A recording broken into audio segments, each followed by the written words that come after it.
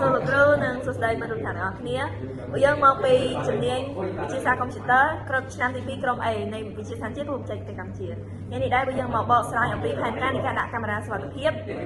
ក្នុងមុខវិជ្ជា Camera Security ដែលបង្រៀនដោយសាស្ត្រាចារ្យម៉ៅដាខ្ញុំឈ្មោះខ្ញុំទី2ខ្ញុំឈ្មោះមុនអេលវីណាខ្ញុំឈ្មោះណានសាន់ផាត់លីខ្ញុំឈ្មោះពីអ្នកតារាពួកយើងនឹងបកស្រាយអំពីផែនការនៃការដាក់ប្រព័ន្ធកាមេរ៉ាសុវត្ថិភាពនៅក្នុងហាង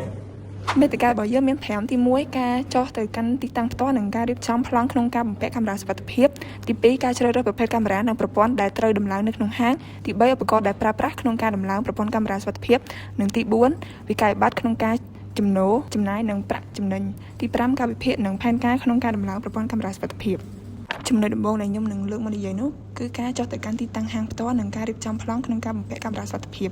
ទីតាំងដែលពួកខ្ញុំបានចុះទៅដាក់ប្រព័ន្ធកាមេរ៉ាសុវត្ថិភាពគឺជាប្រភេទហាងកាហ្វេដែលមានប្រវែង14ទៅ14ម៉ែត្រនិងបណ្ដោយ18ម៉ែត្រស្ថិតនៅលើដងផ្លូវធំនៅខណ្ឌទូកោរាជធានីភ្នំពេញឥឡូវយើងងាកមកមើលនៅប្លង់នៅក្នុងហាងដែលនៅខាងឆ្វេងដៃយើងមានកន្លែងចតម៉ូតូនិងឯនៅខាងមុខដែលយើងអាចចតរថយន្តបានចំណែកឯអតិថិជនអាចឡើងទៅតាមផ្លូវកម្មចនាដើម្បីឡើងទៅចូលក្នុងហាងដែលមានទ្វារកញ្ចក់រុញចូលនិងមានទីធ្លាដែលអាចយើងអង្គុយបាននិង order drink ហើយយើងក៏មានទីធ្លានៅខាងក្រៅដែលភ្ញៀវអាចអង្គុយលេងបានចំណែកឯការវិភាគជាជនក្នុងហាងវិញហាងចាប់បើកនៅម៉ោង7ព្រឹកនិងបិទនៅម៉ោង7ល្ងាចទីតាំងដែលត្រូវដំឡើងកាមេរ៉ាតាម8គ្រាប់ត្រាយកាមេរ៉ា bullet ចំនួន3គ្រាប់និងដមចំនួន5គ្រាប់កាមេរ៉ា bullet យើងដាក់នៅខាងមុខហាងត្រង់កន្លែងកំចម្ដាផ្លូវចេញចូលទីតាំងហាងនិងក្បែរកន្លែងចតម៉ូតូដើម្បីថែរក្សាទ្រព្យសម្បត្តិរបស់អតិថិជនចំណុចទី2ការជ្រើសរើសប្រភេទកាមេរ៉ានិងប្រព័ន្ធដែលត្រូវដំឡើងនៅក្នុងហាងប្រភេទកាមេរ៉ាដែលពួកយើងយកមកប្រើនៅក្នុងហាងពួកយើងប្រើប្រាស់កាមេរ៉ាប្រភេទ dome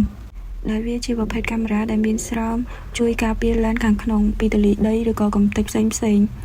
ដែលធ្វើឲ្យវាមានភាពធន់អត់ងាយប៉ះទង្គិចឬក៏ងាយបែកបាក់ឬក៏ខូចខាតឡេនដោយចៃដន្យវាអាចគ្របដណ្ដប់ទីតាំងបាន90ទៅ120ដឺក្រេដោយចាប់យកតំបន់ធំទូលាយក្នុងពេលតែមួយហើយវាអាចជួយកាត់បន្ថយចំនួនកាមេរ៉ាដែលត្រូវដំឡើងហើយវាកាត់បន្ថយចំណុចកំបាំងភ្នែកនៅក្នុងហាងផ្ដល់សុវត្ថិភាពបានយ៉ាងមានប្រសិទ្ធភាពនៅតំបន់ដែលមានមនុស្សច្រើនវាជាពិសេសនៅតំបន់ទីតាំងដែលនៅក្នុងហាងនោះដោយវាមានរូបរាងតូចស្អាតហើយទាក់ទាញស័ក្តិសមនឹងដែលយើងដំឡើងនៅលើពិដាននៅក្នុងហាងដោយវាអត់ធ្វើឲ្យយើងមើលទៅឆ្កងហើយក៏ទាស់ភ្នែកអតិថិជនប្រភេទកាមេរ៉ាហ្នឹងជាទូទៅមនុស្សអត់ងាយមើលដឹងថាឡេនខាងក្នុងហ្នឹងកំពុងបបែរទៅណាទេដោយសារវាមានគម្របមូលបិទបាំងហើយវាជួយទប់ស្កាត់សកម្មភាពលួចលាក់បានយ៉ាងល្អរីឯប្រភេទកាមេរ៉ា bullet វាជាប្រភេទកាមេរ៉ាដែលធន់នឹងអាកាសធាតុដោយវាមានស្រោមលោហៈឬក៏ផ្លាស្ទិកដែលវាគ្របពីលើដើម្បីកុំឲ្យត្រូវទឹកភ្លៀងឬក៏ទឹកភ្លៀងនឹងវាស្រកប៉ះឡេនហើយវាបិទបាំងពន្លឺថ្ងៃខ្លាំងអត់ឲ្យចាំងចូលកាមេរ៉ាទេបើចម្ងាយមើលវិញយើងអាចមើលវាបានឆ្ងាយប្រហែល30ម៉ែត្រឬក៏100 feet ហើយយើងគួរតែដាក់វានៅតាមតំបន់ដែលវែងៗដូចជាផ្លូវដើរចំណតរថយន្តឬក៏របងអគាររីឯគុណភាពបង្ហាញរបស់វា 2MP ដល់ 8MP ដែលជួយឲ្យរូបភាពមានភាពច្បាស់ហើយងាយស្រួលពង្រីកមើលផ្លាកលេខយានយន្តឬក៏ផ្ទៃមុខមនុស្សពីចម្ងាយបានវាមានមុខងារ Night Vision ដែលធ្វើឲ្យកម្រិតរូបភាពនៅតែថតបានច្បាស់ល្អនៅពេលយប់ទោះបីជាមានពន្លឺទាបឬក៏អត់មានពន្លឺសោះដោយសារវាបំពាក់ទៅដោយអំពូល IR ដែលអនុញ្ញាតឲ្យកាមេរ៉ាអាចថតនិងកត់ត្រាសកម្មភាពបានយ៉ាងច្បាស់ទោះបីជាវាស្ថិតនៅក្នុងស្ថានភាពងងឹតឆឹងនៅពេលយប់ក៏ដោយវាផ្ដល់សុវត្ថិភាពឲ្យយើងបានយ៉ាងមានប្រសិទ្ធភាពដោយយើងដំឡើងវានៅក្រៅអគារច្រកទ្វារចេញចូលរបងឬក៏ចំណតយានយន្តដោយសារភាពធន់នឹងអាកាសធាតុហើយវាមានសមត្ថភាពមើលបានឆ្ងាយអញ្ចឹងវាជាជម្រើសដ៏ល្អបំផុតហើយសម្រាប់យើងដំឡើងនៅក្រៅអគារហើយវាមានរូបរាងវែងហើយលេចធ្លោដែលធ្វើឲ្យមនុស្សជាទូទៅងាយមើលឃើញហើយជួយទប់ស្កាត់ហើយនឹងបំភ័យជនខិលខូចអត់ឲ្យហ៊ានប្រព្រឹត្តអំពើបទល្មើសចំណែកឯការប្រើប្រាស់ប្រព័ន្ធ DVR និងប្រព័ន្ធ NVR យើងមកធ្វើការប្រៀបធៀបរវាងពីរហ្នឹងតើយើងគួរត្រូវប្រើមួយណានៅក្នុងហាងប្រព័ន្ធ DVR យើងប្រើជាមួយប្រភេទកាមេរ៉ា analog ដែលបញ្ជូនទិន្នន័យតាម coaxial ដែលខ្សែដុំខ្មៅៗដូចខ្សែទូរទស្សន៍អញ្ចឹងហើយវាអត់ចាំបាច់ប្រើអ៊ីនធឺណិតដើម្បីដំណើរការអីទេហើយអាចមើលបាននៅលើអេក្រង់ monitor ដែលភ្ជាប់នៅកន្លែងផ្ទាល់ហើយវាមានតម្លៃធូរថ្លៃវាធូរជាង NVR ខ្ញុំភ្លេចនិយាយប្រព័ន្ធ DVR ហ្នឹងដែលប្រើជាមួយប្រភេទកាមេរ៉ា analog ហ្នឹងវាជាប្រភេទកាមេរ៉ាដែលចាស់ៗឬក៏ធម្មតាចំណែកឯប្រព័ន្ធ NVR យើងប្រើជាមួយប្រភេទកាមេរ៉ា IP ដែលជាកាមេរ៉ាបច្ចេកវិទ្យា digital ទំនើបចំនួនថ្មី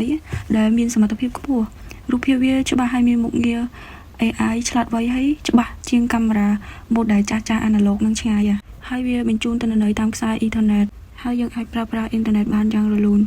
និងអាចមើលរូបភាពពីចម្ងាយបានដូចជាតាមទូរស័ព្ទដៃឬក៏កុំព្យូទ័ររីឯតម្លៃវាមានតម្លៃថ្លៃជាង DVR បន្ទាប់ពីប្រៀបធៀបការប្រើប្រាស់ប្រព័ន្ធទាំងពីរនេះហើយពួកខ្ញុំជ្រើសរើសក្នុងការប្រើប្រាស់ប្រព័ន្ធ NVR នៅក្នុងការដំឡើងប្រព័ន្ធកាមេរ៉ានេះនៅក្នុងហាងដោយសារប្រព័ន្ធនេះមានគុណភាពច្បាស់ខ្លាំងហើយងាយស្រួលដំឡើងនិងតខ្សែដោយមានភាពងាយស្រួលពង្រីកហើយមានមុខងារឆ្លាតវៃមើលតាមអ៊ីនធឺណិតបានយ៉ាងរលូននៅចំណុចទី3ខ្ញុំនឹងមកនិយាយអំពីឧបករណ៍ដែលបានប្រើប្រាស់ក្នុងការដំឡើងប្រព័ន្ធកាមេរ៉ាសុវត្ថិភាពនៅក្នុងការដំឡើងប្រព័ន្ធនេះដែរខ្ញុំប្រើប្រាស់ឧបករណ៍ដូចជាដុំកាមេរ៉ាចំនួន5គ្រាប់និងកាមេរ៉ា bullet ចំនួន3គ្រាប់ដែលខ្ញុំប្រើវាជាប្រភេទ IP កាមេរ៉ាខ្ញុំប្រើប្រាស់ NVR 8 channel ដែលភ្ជាប់មកជាមួយ Power over Ethernet port គឺជាឧបករណ៍សម្រាប់ទទួលរក្សាទុកនិងគ្រប់គ្រងវីដេអូពី IP កាមេរ៉ាចំណែកឯ8 channel នេះគឺយើងអាចគ្រប់គ្រងប្រភេទ IP កាមេរ៉ាបានរហូតដល់8គ្រឿងក្នុងរយៈពេលតែមួយខ្ញុំប្រើ HDD ដែលត្រូវដំឡើងនៅក្នុង NVR ដើម្បីរក្សាទុកវីដេអូដែលយើងបាន record Power UPS ខ្ញុំប្រើជាឧបករណ៍ផ្គត់ផ្គង់ថាមពលបម្រុងនៅពេលមានការដាច់ភ្លើងឬក៏បញ្ហាបច្ចេកទេសផ្នែកអគ្គិសនីទោះបីជាមានការដាច់ភ្លើងក៏ NVR នៅតែដំណើរការហើយកាមេរ៉ាទាំងមូលក៏នៅតែអាច record វីដេអូបានដូចគ្នា Connector ប្រើសម្រាប់ភ្ជាប់ខ្សែ network ទៅកាន់ NVR STP cable ខ្ញុំប្រើសម្រាប់បញ្ជូនទិន្នន័យពី IP កាមេរ៉ាទៅ NVR Camera mounting ប្រើជាជើងតម្រូវដាក់កាមេរ៉ានៅលើជញ្ជាំងឬពិដានចំណែកឯ router ខ្ញុំប្រើសម្រាប់ផ្ដល់អ៊ីនធឺណិតដើម្បីបង្កើតនិងគ្រប់គ្រងបណ្ដាញនៅក្នុងតំបន់មួយវិញទៀត router អាចអនុញ្ញាតឲ្យអ្នកប្រើប្រាស់ចូលមើលវីដេអូតាមប្រព័ន្ធកាមេរ៉ាសុវត្ថិភាពពីចម្ងាយដោយមិនចាំបាច់ប្រើប្រាស់ monitor ដើម្បីបញ្ចាំងវីដេអូចំណុចទី4ខ្ញុំនឹងធ្វើការនិយាយអំពីវិក័យប័ត្រក្នុងការចំណូលចំណាយនិងប្រាក់ចំណេញក្នុងការដំឡើងប្រព័ន្ធកាមេរ៉ានេះថ្លៃដែលពួកខ្ញុំធ្វើការចំណាយទៅលើការដំឡើងប្រព័ន្ធកាមេរ៉ាចំនួន8គ្រាប់នេះចំណាយប្រាក់សរុបអស់$1061ប៉ុន្តែក្រឡេកមកមើលតាមវិក័យប័ត្រដែលខ្ញុំបានធ្វើនិងគិតទៅលើការចំណាយរបស់អតិថិជនទាំងថ្លៃឧបករណ៍ថ្លៃដំឡើងនិងថ្លៃពន្ធសរុបទាំងអស់$1509ដូចនេះប្រាក់ចំណេញដែលខ្ញុំនឹងទទួលបានក្នុងការដំឡើងប្រព័ន្ធកាមេរ៉ាទាំងមូលនេះគឺទទួលបាន$448អញ្ចឹងឥឡូវចូលមកដល់ចំណុចទី5ដែលនិយាយអំពីការវិភាគនិងការរៀបចំក្នុងការដំឡើងប្រព័ន្ធកាមេរ៉ាសុវត្ថិភាពសម្រាប់ការដំឡើងប្រព័ន្ធកាមេរ៉ាសុវត្ថិភាពទាំងមូលគឺយើងត្រូវប្រើប្រាស់ពេលវេលាសរុបចន្លោះពី10ទៅ12ម៉ោងឬក៏ប្រហែលជាពេញមួយថ្ងៃដោយបែងចែកចេញជា3ជំហានសំខាន់ៗដូចខាងក្រោមជំហានទី1គឺជាការអង្កេតនិងរៀបចំផែនការដំបូងគេមុននឹងចាប់ផ្ដើមដំឡើងកាមេរ៉ាយើងត្រូវចំណាយពេល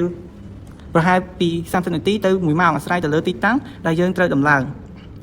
1យើងត្រូវពិនិត្យច្រកចេញនិងចូលដើម្បីដឹងថាចំណុចណាខ្លះជាកន្លែងដែលយើងត្រូវមើលនៅក្នុងហាងនិងជាកន្លែងដែលសំខាន់ទី2គឺកំណត់ទីតាំងក្នុងការដំឡើងយើងត្រូវជ្រើសរើសជ្រុងឬទីតាំងដែលឃើញច្បាស់និងល្អបំផុតក្នុងការដាក់កាមេរ៉ាជំហានទី2គឺការដាក់ខ្សែជំហាននេះយើងត្រូវប្រើពេលប្រហែលពី6ទៅ10ម៉ោងបន្ទាប់ពីការរៀបចំផែនការរួចមកគឺជាការរៀបចំប្រព័ន្ធខ្សែដែលប្រើពេលចន្លោះពី6ទៅ10ម៉ោងដែលជំហានមួយនេះយើងចាប់ផ្ដើមទាញខ្សែនិងភ្ជាប់ទៅតាមជញ្ជាំងឬពីដានដើម្បីធានានៅសោភ័ណភាពសុវត្ថិភាពនិងរៀបចំខ្សែឲ្យមានរបៀបរៀបរយចូលមកដល់ជំហានទី3គឺជាការដំឡើងកាមេរ៉ានិងកំណត់ប្រព័ន្ធជំហានចុងក្រោយគឺជាការដំឡើងឧបករណ៍និងកំណត់ការងាររបស់កាមេរ៉ាយកកាមេរ៉ាទៅភ្ជាប់នឹងទៅតាមទីតាំងនីមួយៗដែលបានកំណត់ទី2រៀបចំប្រព័ន្ធ NVR និង HDD តភ្ជាប់ខ្សែទៅកាន់ម៉ាស៊ីន server ឬក៏ NVR និងម៉ាស៊ីនសម្រាប់រក្សាទុកទិន្នន័យឬក៏ hard drive ទី3គឺកំណត់កម្មវិធីនិងដំឡើង app លើទូរស័ព្ទដៃឬកុំព្យូទ័រដើម្បីអាចមើលរូបភាពបានចំណុចទី4គឺជាការបង្រៀនឬបង្ហាញសម្រាប់ណែនាំនិងបង្រៀនអតិថិជនឬអ្នកប្រើប្រាស់អំពីរបៀបមើលរូបភាពនិងការប្រើប្រាស់មុខងារផ្សេងៗចុងក្រោយសូមគោរពជម្រាបលាអរគុណសម្រាប់អ្នកនរគ្នាសម្រាប់ការតាមដានទស្សនាវីដេអូនេះអរគុណ